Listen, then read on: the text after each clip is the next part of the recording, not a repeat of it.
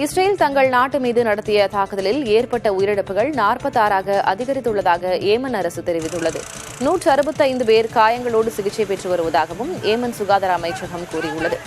காசா மீது கடுமையான தாக்குதலை நடத்தி வரும் இஸ்ரேல் இதன் தொடர்ச்சியாக ஏமன் தலைநகர் சனா உள்ளிட்ட பகுதிகளில் தாக்குதல் நடத்தியது. ஏமனில் உள்ள ஈரான் ஆதரவு பெற்ற ஹவுதி கிளர்ச்சி குழுவினர் நடத்திய தாக்குதலுக்கு பதிலடியாக இந்த தாக்குதல் நடைபெற்றதாக இஸ்ரேல் விளக்கம் அளித்திருந்தது. சென்னையில் தங்கத்தின் விலை முன்னெப்போதும் இல்லாத வகையில் ஒரு சவரன் 82,000 ரூபாயை நெருங்குகிறது. இன்று காலை நிலவரப்படி 22 கரட் ஆபரண தங்கம் கிராமிற்கு 90 ரூபாய் விலை உயர்ந்து 10,240 ரூபாய்க்கும், ஒரு சவரன் 720 ரூபாய் விலை அதிகரித்து 81,920 ரூபாய்க்கும் விற்பனையாகிறது. வெள்ளி விலையும் வரலாறு காணாத ஏற்றமாக ஒரு கிராமுக்கு 2 ரூபாய் உயர்ந்து 142 ரூபாய்க்கும், ஒரு சவரன் 2,000 ரூபாய் விலை ஏற்றம் கண்டு 1,42,000 ரூபாய்க்கும் விற்பனையாகிறது.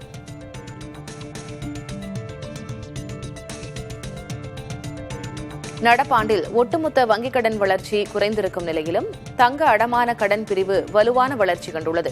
கிரெடிட் கார்டுகள், பிற தனிநபர் கடன் பிரிவில் கடன் தேவை குறைந்துள்ளது. கடந்த ஆண்டு ஜூன் மாதத்தோடு ஒப்பிடுகையில் தங்க நகை கடன் வளர்ச்சி 124 விழுக்காடு அதிகரித்திருப்பது ரிசர்வ் வங்கியின் தரவுகளில் தெரியவந்துள்ளது. அதே நேரம் கிரெடிட் கார்டுகள், பிற தனிநபர் கடன்கள் வளர்ச்சி ஒற்றை இலக்கத்திலேயே உள்ளது. தங்க நகை கடன் குறித்த ரிசர்வ் வங்கியின் சமீபத்திய விதிமுறைகள் வங்கிகளுக்கு தெளிவு ஏற்படுத்திய நிலையில் கடன் வழங்குவது அதிகரித்துள்ளது.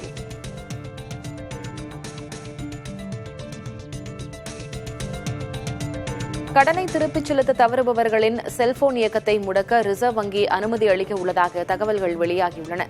நுகர்வோர் கடனில் பெரும்பகுதி வகிக்கும் செல்போன் விற்பனையில் 1 லட்சம் ரூபாய் வரை கடன் பெற்று அதை திருப்பிச் செலுத்தாதவர்களின் எண்ணிக்கை அதிகமாக உள்ளது.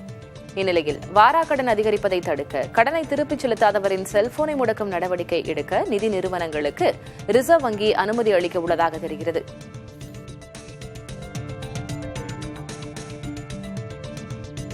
கடலில் மீன்பிடித்துக் கொண்டிருந்த நாகை மாவட்ட மீனவர்கள் இலங்கையைச் சேர்ந்த கடற்கொள்ளையர்களால் தாக்கப்பட்ட சம்பவம் மீனவ கிராமங்களில் கொந்தளிப்பை ஏற்படுத்தியுள்ளது. செருதூரிலிருந்து 50க்கும் அதிகமான ஃபைபர் படகுகளில் கடலுக்கு புறப்பட்ட மீனவர்கள் வேதாரண்யத்தில் இருந்து தென்கிழக்கே மீன்பிடித்துள்ளனர். அப்போது அவற்றில் 3 படகுகளை மறித்த இலங்கை கடற்கொள்ளையர்கள் படகுகளில் ஏறி மீனவர்களை தாக்கியுள்ளனர்.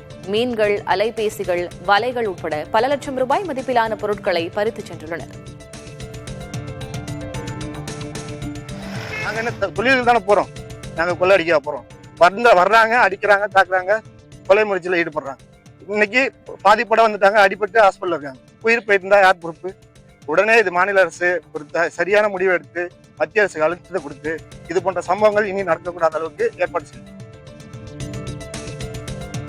கடலூரில் ஷேர் ஆட்டோ ஓட்டும் தொழிலாளர்கள் தங்கள் ஷேர் ஆட்டோக்களை சார் ஆட்சியர் அலுவலகம் முன்பாக நிறுத்தி வைத்து போராட்டத்தில் ஈடுபட்டனர். பேருந்து நிலையம் அருகே ஷேர் ஆட்டோக்களை நிறுத்தி வைக்க இடம் ஒதுக்கவில்லை என்றும், வட்டார போக்குவரத்து அலுவலர்கள் மற்றும் அதிகாரிகளால் தங்கள் வாழ்வாதாரம் பாதிக்கப்படுவதாகவும் அவர்கள் குற்றம் சாட்டினர்.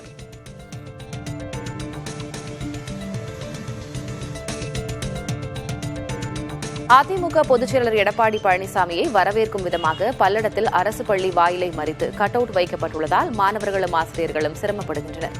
வெள்ளிக்கிழமை திருப்பூர் மாவட்டத்தின் பல்வேறு பகுதிகளில் பழனிசாமி பிரச்சாரம் மேற்கொள்கிறார். இதையொட்டி பல்லடம் எம்ஜிஆர் சாலையில் உள்ள நகராட்சி நடுநிலைப் பள்ளியின் வாயிலை மறித்து கட் அவுட் வைக்கப்பட்டுள்ளது. முன்னாள் முதல்வர்கள் எம்ஜிஆர், ஜெயலலிதா மற்றும் எடப்பாடி பழனிசாமியின் கட் அவுட்டுகள் வைக்கப்பட்டுள்ளன. தமிழகத்தில் சிங்கவால் குரங்கு, கழுதை புலி உள்ளிட்ட அரிய வகை விலங்குகள் பாதுகாப்பு திட்டத்துக்கு 1 கோடி ரூபாய் ஒதுக்க தமிழக அரசு ஒப்புதல் அளித்துள்ளதாக வனத்துறை அதிகாரிகள் தெரிவித்துள்ளனர். நீலகிரி மாவட்டம் வனப்பகுதிகளில் கழுதை புலிகள் காணப்படுகின்றன. இவற்றின் எண்ணிக்கை குறைந்து வருகிறது. முள்ளெலிகள் மக்களின் அறியாமை மற்றும் மூட நம்பிக்கை காரணமாக கொல்லப்படுவதாக கூறப்படுகிறது. இதனால் சிங்கவால் குரங்கு, கழுதை புலி, முள்ளெலி, செந்துடுப்பு மீன் ஆகியவற்றை பாதுகாப்பதற்கான திட்டங்களுக்கு நிதி ஒதுக்கப்பட்டுள்ளதாக வனத்துறையினர் தெரிவிக்கின்றனர். திருப்பதி ஏழுமலையான் கோயிலில் இன்று அதிகாலை மத்திய நிதியமைச்சர் நிர்மலா சீதாராமன் தெய்வ வழிபாடு செய்தார். குடும்ப உறுப்பினர்களோடு நேற்று இரவு திருப்பதி மலைக்கு வந்த மத்திய நிதியமைச்சர் திருமலையில் இரவு தங்கியிருந்தார். பின்னர் இன்று அதிகாலை கோயிலுக்கு சென்ற நிர்மலா சீதாராமன் அபிஷேக சேவையில் கலந்து கொண்டு வழிபாடு செய்தார். அவருக்கு தேவஸ்தான அதிகாரிகள் தீர்த்த பிரசாதங்களை வழங்கினர்.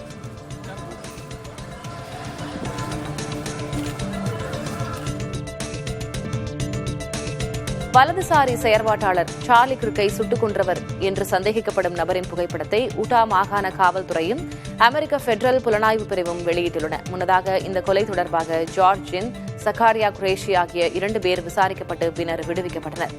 அதிபர் டிரம்பின் ஆதரவாளரான கிர்க் புதன்கிழமை ஊட்டா மாகாணத்தில் ஒரு பல்கலைக்கழகத்தில் உரையாற்றிக் கொண்டிருக்கும் போது சுட்டுக் கொல்லப்பட்டார். குற்றவாளி இன்னும் பிடிக்கப்படவில்லை. வலதுசாரி செயற்பாட்டாளர் சார்லி கிர்க் கொல்லப்பட்டதை அடுத்து அமெரிக்க அதிபர் டொனால்டு டிரம்பின் பாதுகாப்பு ஏற்பாடுகள் அதிகரிக்கப்பட்டுள்ளன.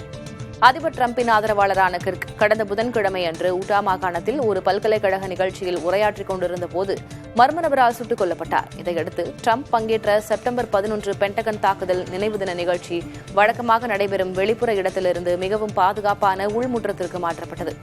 டிரம்ப் பங்கேற்ற விளையாட்டு நிகழ்ச்சிக்கும் பாதுகாப்பு அதிகரிக்கப்பட்டது. எதிர்காலத்தில் டிரம்புக்கான பாதுகாப்பு ஏற்பாடுகளை அதிகரிக்க முடிவு செய்யப்பட்டுள்ளது. வருங்கால நிகழ்ச்சிகளில் டிரம்பின் பாதுகாப்பு ஏற்பாடுகளை மேம்படுத்துவதற்கான திட்டமிடலில் வெள்ளை மாளிகை அதிகாரிகள் ஈடுபட்டுள்ளனர்.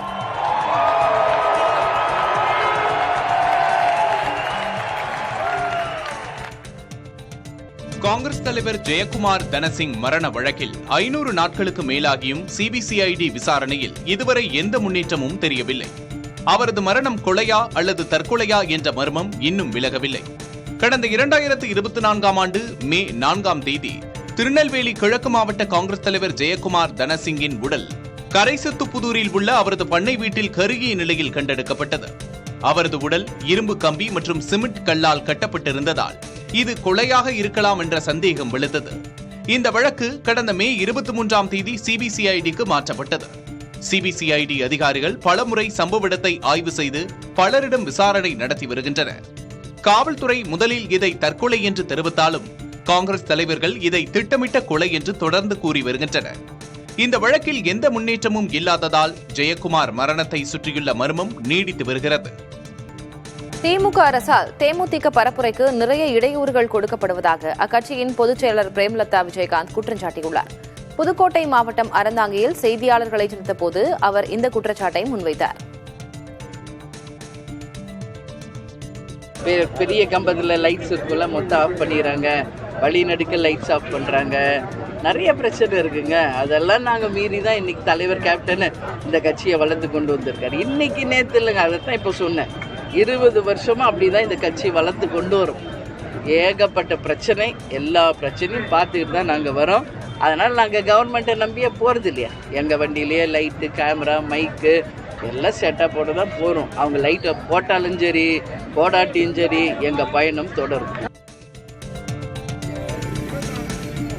கடலூர் மாவட்டம் விருத்தாச்சலம் அருகே சாலையோர தடுப்பில் மோதி கார் தலைகீழாக கவிழ்ந்த விபத்தில் 3 குழந்தைகள் உட்பட 8 பேர் படுகாயமடைந்தனர். கிருஷ்ணகிரியிலிருந்து கும்பகோணம் நோக்கி கோயிலுக்கு சென்றபோது இந்த விபத்து நிகழ்ந்துள்ளது. படுகாயமடைந்தவர்கள் மீட்கப்பட்டு விருத்தாச்சலம் அரசு மருத்துவமனையில் சிகிச்சை பெற்று வருகின்றனர். கோவையில் மெத்தபெட்டமைன் கடத்திய 4 பேர் சிறையில் அடைக்கப்பட்டனர். சரவணம்பட்டி துடியலூர் சாலையில் ரோந்து பணியில் ஈடுபட்டிருந்த காவல்துறையினர் சந்தேகத்திற்கிடமாக நின்றிருந்த 5 பேரிடம் சோதனையில் ஈடுபட்டனர். அவர்களிடம் நடத்திய சோதனையில் 7 கிராம் மெத்தபெட்டமைன் உயர் ரக கஞ்சா இருப்பது தெரியவந்தது.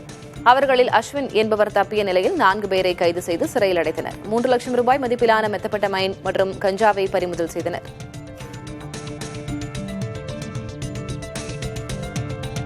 பெங்களூருவில் திரையரங்கிற்குள் பெண் ஒருவர் லேப்டாப் மூலம் பணியாற்றியது விவாதங்களை எழுப்பியுள்ளது. லோகா படத்தை காண வந்திருந்த பெண் திடீரென லேப்டாப்பை தொடர்ந்து பணியாற்ற தொடங்கியுள்ளார். இதனை ரெடிட் தளத்தில் பகிர்ந்துள்ள பயனர் ஒருவரால் 2 மணி நேரம் கூட பணியிலிருந்து ஓய்வெடுக்க முடியவில்லை என்றால் பணி வாழ்க்கை சமநிலை என்பது என்ன என்று வினவியுள்ளார். இதுகுறித்து கருத்து கூறியிருக்கும் மற்றொரு நபர் நாராயணமூர்த்தி இதனை தனது நிறுவன கொள்கையாக வெளியிடலாம் என கிண்டலாக பதிவிட்டுள்ளார். கேரளாவில் அதிகரித்து வரும் தெருநாய் தாக்குதல்கள் தொடர்பான வழக்குகளை விசாரித்து வந்த கேரள உயர்நீதிமன்றம் தெருநாய்களால் பாதிக்கப்பட்டவர்களுக்கு இழப்பீடு கோரி தாக்கல் செய்யப்பட்ட மனுக்களை மட்டும் விசாரிப்பதாக அறிவித்தது. இந்த விவகாரத்தில் தெருநாய்களை கட்டுப்படுத்துவதற்கான நடவடிக்கைகள், தடுப்பூசி போடுதல் போன்ற பொதுநலன் சார்ந்த மற்ற அனைத்து வழக்குகளையும் உச்சநீதிமன்றத்திற்கு மாற்றுவதற்காக உயர்நீதிமன்றம் தெரிவித்தது. உச்சநீதிமன்றம் ஏற்கனவே தெருநாய்க்கடி தொடர்பான வழக்குகளை விசாரித்து வருகிறது. பாதுகாப்பு விதிமுறைகளை ராகுல் காந்தி மீறுவதாக சிஆர்பிஎஃப் கடிதம் எழுதிய நிலையில் காங்கிரஸ் கட்சி அதற்கு எதிர்வினையாற்றியுள்ளது. மக்களவை எதிர்க்கட்சித் தலைவர் ராகுல் காந்தி தனது வெளிநாட்டு பயணங்களில் பாதுகாப்பு விதிமுறைகளை பின்பற்றவில்லை என சிஆர்பிஎஃப் காங்கிரஸ் தலைவர் கார்கேவுக்கு கடிதம் எழுதியிருந்தது. இதற்கு எதிர்வினையாற்றியுள்ள காங்கிரஸ் செய்தி தொடர்பு தலைவர் பவன் கெரா, வாக்கு திருட்டு புகாரை மையப்படுத்தி ராகுல் பரப்புரை மேற்கொண்டு வரும் இந்த வேளையில் சிஆர்பிஎஃப் இவ்வாறு கடிதம் அனுப்பியிருப்பது சந்தேகத்தை ஏற்படுத்துவதாக கூறியுள்ளார். விஜய் கூட்டணி ஆட்சியை முன்னெடுத்தால் அவருடன் இணைய தயார் என புதிய தமிழகம் கட்சியின் நிறுவனர் கிருஷ்ணசாமி தெரிவித்தார். மதுரையில் செய்தியாளர்களிடம் பேசிய அவர் இவ்வாறு பதிலளித்தார். திராவிட கட்சிகளாம் தமிழ்நாட்டில் நிலைத்திருக்கிறதுக்கெல்லாம் எந்த விதமான உத்தரவாதம் கிடையாது. தமிழ்நாட்டில் புதிய சூழ்நிலை உருவாகிறது. தமிழ்நாட்டில் ஏழை எளிய அனைத்து மக்களுக்கும் அதிகாரத்தில் பங்கு கிடைக்கக்கூடிய சூழல் உருவானால் அது எந்த கட்சியாக இருந்தாலும் யாராக இருந்தாலும் அவர்களோடு கைகொடுப்போம். அதை அந்த சூழ்நிலை தான் உருவாகும். அதுதான் யதார்த்தம். மக்களுக்கு உரிய பங்கு கிடைக்கணும்னு சொன்னால் அது கூட்டணி ஆட்சி தான் அமையணும். ஒருவேளை அது திமுக அண்ணா திமுக அதை ஒத்துவரலை அப்படின்னு சொன்னால் விஜய் தான் அதுக்கு உண்டான சூழ்நிலையை களத்தை அமைப்பார் என்று சொன்னால் அது நாங்கள் எங்களுடைய மாநாட்டுக்கு பிறகு அது குறித்து நாங்கள் முடிவு செய்வோம். இனி செய்திகளை அடுத்தடுத்து பார்க்கலாம். தமிழ்நாட்டில் வாக்காளர் பட்டியல் சிறப்பு தீவிர திருத்த பணிகளை மேற்கொள்ள திட்டமிட்டுள்ள தேர்தல் ஆணையம் இது பற்றி அரசியல் கட்சிகளுடன் ஆலோசிக்க முடிவு செய்துள்ளது. தமிழகத்தில் 20 ஆண்டுகளுக்கு பிறகு தற்போது இந்த பணிகள் மேற்கொள்ளப்பட உள்ளன. இதுகுறித்த சந்தேகங்கள் மற்றும் தீர்வுகள் தொடர்பாக தமிழகத்தில் மாவட்ட தேர்தல் அதிகாரிகள் அங்கீகரிக்கப்பட்ட அரசியல் கட்சிகளோடு ஆலோசனைக் கூட்டங்கள் நடத்தப்பட உள்ளன. இதைத் தொடர்ந்து தமிழக தலைமை தேர்தல் அதிகாரி அங்கீகரிக்கப்பட்ட அரசியல் கட்சிகளுடன் ஆலோசனைகளை மேற்கொள்ள முடிவு செய்துள்ளார்.